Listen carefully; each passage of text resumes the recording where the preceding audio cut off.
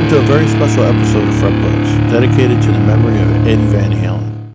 As you all know, yesterday we lost a legend in the music industry and a guitar hero to many people, one of my personal guitar heroes. And so I just wanted to pay tribute and homage to his legacy and everything that he's left for us. An incredible catalog of music, and he reinvented the way we play guitar.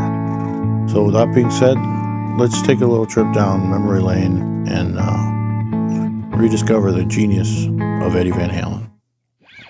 Eddie and Alex grew up in Pasadena, but they're originally Dutch. Their family relocated to California in 1962. They lived in Pasadena in this small home, and this is where they learned how to play piano, guitar, and drum. Their father was an accomplished musician himself. He was described as a master of the clarinet and saxophone, as well as piano. As early as age 6, Eddie was enrolled in formal piano lessons. Even as a young pianist, he started to exhibit attributes of a virtuoso. His piano teacher thought he could read, when in fact he was playing by ear and mimicking the hand motions of the teacher. It wasn't until later that they started discovering other instruments. Initially, Alex was on guitar and Eddie was on drums. But as soon as they switched, that ignited the spark that would lead to, one day, them starting Van Halen. As Eddie developed on the guitar, he started to be influenced by guitarists like Eric Clapton from Cream and Jimmy Page from Led Zeppelin. He slowly started to craft his own sound and his own style. Early on, the band was playing house parties all over Pasadena, drawing crowds in excess of 2,000 people. They slowly made their way to Hollywood and the Sunset Strip and booked a residency at Gazzari's, now known as One Oak. The Frankenstrat was Eddie's first attempt at combining a Gibson and a Strat. He took the humbucker from a 335 and the bridge from a Fender Stratocaster. He painted the body himself and added the stripes. He later upgraded the bridge to a Floyd Rose. Not only did he design his own guitar, but he modified his amplifier. He is known for what is today called the Brown sound, which he developed.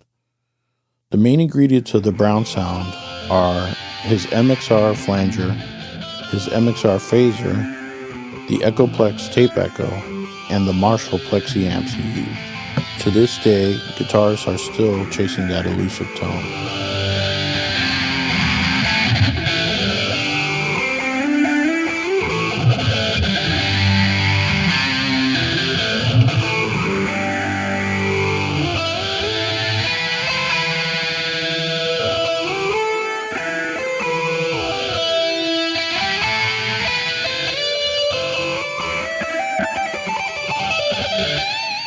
Not unlike his predecessor, Jimi Hendrix, Eddie Van Halen is credited with many innovations in the way he played guitar, all of which he was able to exemplify in Eruption.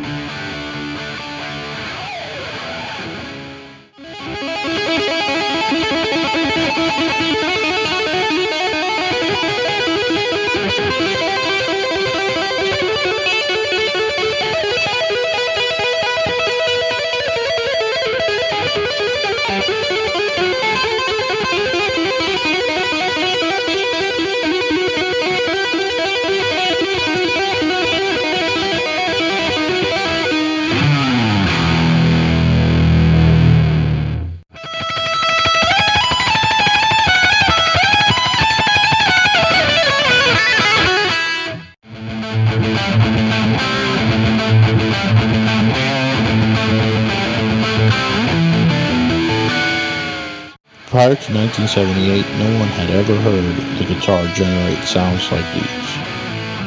Not only was his technique undecipherable by most, but his virtuosic approach and aggressive style earned him the reputation of the greatest guitar player in the world. Which makes perfect sense why Quincy Jones and Michael Jackson asked him to collaborate on Thriller, specifically on Beat It.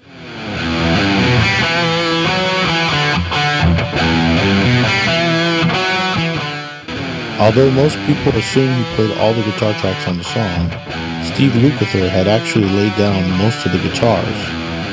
Eddie was brought in just for his epic solo, which catapulted the song to a different dimension.